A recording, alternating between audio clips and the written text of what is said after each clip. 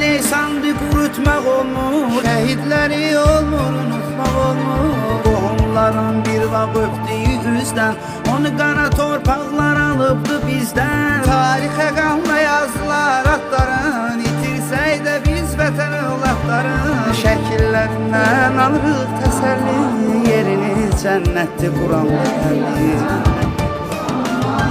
Canana can qayıtmasam üzülmə, bir əskər ölümündən qabaq gözünə kəfən seçdi vətən bayrağın. Ölmə gedənlər ölümündən qabaq